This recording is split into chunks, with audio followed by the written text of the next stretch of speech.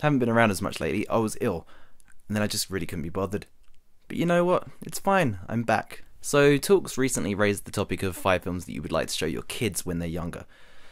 And I started to do that topic, but then I realised that I didn't really know what I'd want to show them.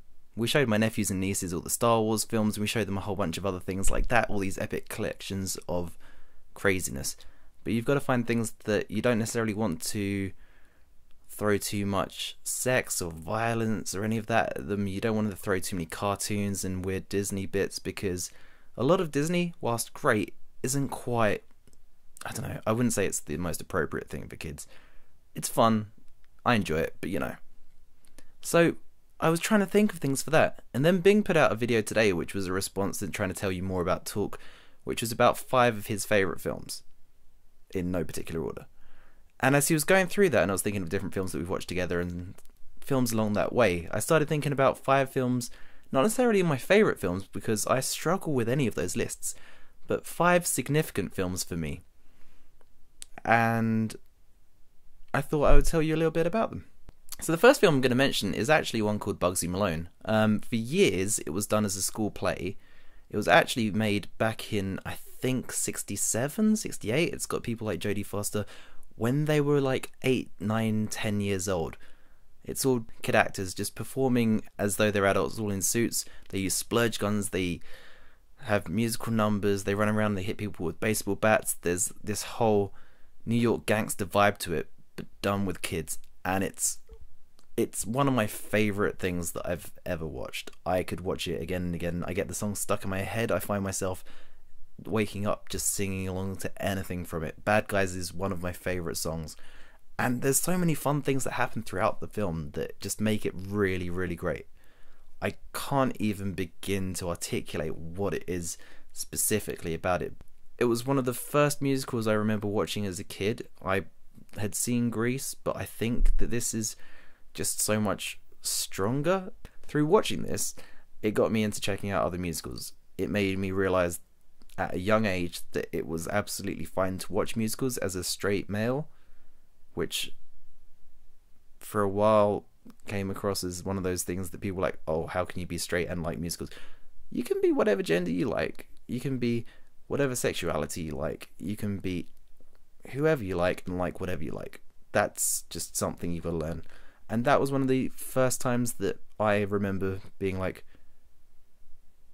who cares? I like it. That's all that matters. The second is going to be 8 Mile. I remember seeing 8 Mile with a whole bunch of my friends. I was a massive Eminem fan at the time, and I thought it was going to be terrible, but we were going along as a joke anyway. Watching the rap battles, and as they were slowly progressing and things were happening in it more, I was realising that what he was doing didn't actually feel that difficult to do.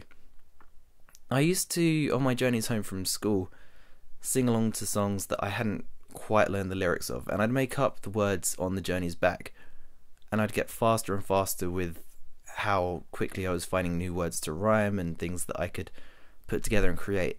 And after a while, I was sitting there during 8 Mile thinking to myself, that actually looks like something quite easy to do. I just remember making up the words on my way home, and it didn't matter what I was listening to, I would find a new way to get to the point, because I didn't know the words to the songs, because I didn't listen to the radio all the time. I've talked about it before, but I was never really introduced to pop music at a young age. My parents were quite controlling, and or more my mum was. She didn't want me listening to too much explicit stuff. And then at some point I finally started listening to music of my own interest around 14 or so, and I was making up the words because I didn't really remember it, but I got the melodies stuck in my head. The melody has always been one of the most important things to me in a song, because for me the lyrics part, I can do that myself. I've been a writer for as many years, and I first properly started writing my own lyrics after seeing 8 Mile. One of my friends challenged me to go and write my own versions, to do my own things, and if freestyling was so easy, as they were saying, do it. So I did. I, for many years, wanted to follow a career in rap. I've never really had the look for it, but you know, that the look doesn't even matter anymore. But it was one of those things that helped me to grow and get more confident. It helped me to take more of a passion in different language, and it really helped me grow in the sort of hip hop community. I've had several rap battles over in parts of LA, random parts of the UK, and other stuff like that, which I found so much fun. And that's again why I really enjoyed Don't Flop, which I linked to in the down. And 8 Mile, there's so many brilliant things about it. It still holds up the test of time now, aside from the rap battling elements. If you watch Bing's video, which I'll link to down there as well, he lists many, many reasons why it's really good.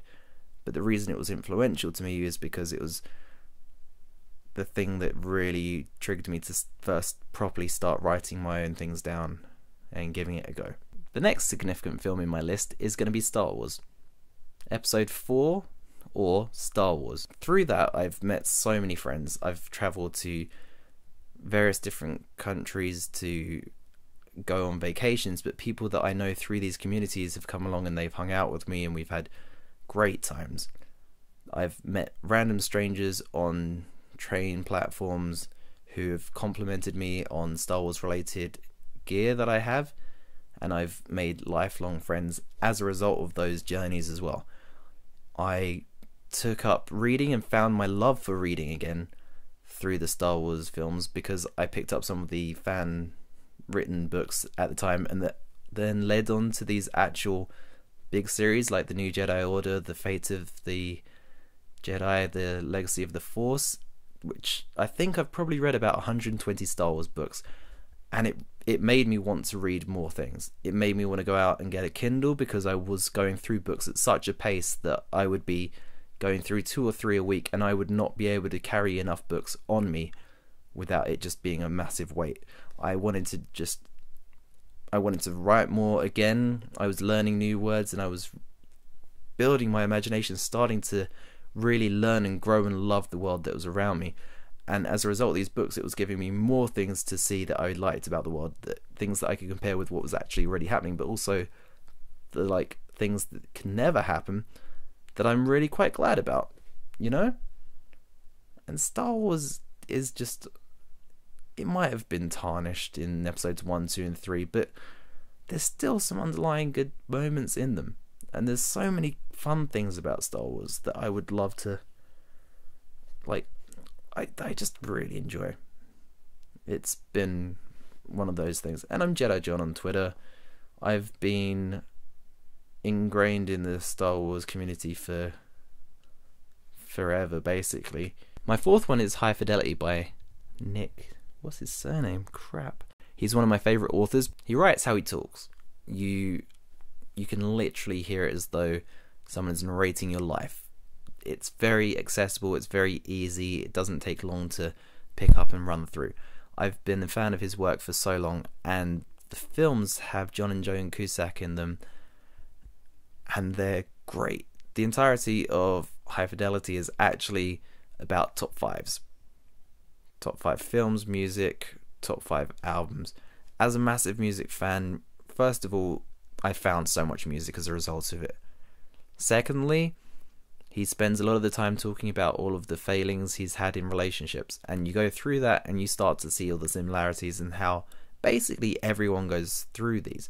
And it's really well portrayed in the films. I watched it again yesterday with my friend Alex, and we were just, you could relate to so many other things. The guy is a massive douchebag, and yet he's not aware that he is until he starts looking inside and going, that's why this hasn't worked. That's why this didn't work. All the times he was thinking that it was their fault, and then he realizes that no, it's kind of his. It's got one of my favourite lines in it, just towards the end, about how everyone he's been chasing has been the fantasy, but they're the reality, and that's what he wants. He doesn't want the fantasy anymore. He wants what's real, what's there, what he can have. Perfection just doesn't exist. And once you're aware of that, life becomes so much easier. I'm not telling you should just go and settle for things and everything should be easy, or just go with the first person you meet. But if you're constantly chasing after the perfect result, you're never going to get to the end. It's good to keep trying to better yourself, but don't pass up on things that are good just because it's not perfect. Okay? And my last one is going to be Save the Last Dance. It gave me a whole bunch of music that I wanted to listen to. It made me want to dance more. It gave me the confidence whilst in clubs and bars to just get up and shake my ass. I didn't care. I enjoyed the things that I'd seen in the film, and it gave me silly dance moves which are very easy to replicate, shown in a very easy way, that gave me a bit more confidence just to have fun, to not worry about what everyone else might be thinking. I take the wrong things out of films perhaps, but you know what? They've made me happier. They've improved parts of my life significantly. And yeah, that's my 5. If you like stuff like this, you can subscribe to me, that'd be nice. You can go and check out Talk, where there's going to be a whole bunch of different people talking about these kind of issues and other things. You can go and check out Bing's video where he talks about his top 5. Sam did one as well. And other than that, you can give me a thumbs up maybe. Have a nice day.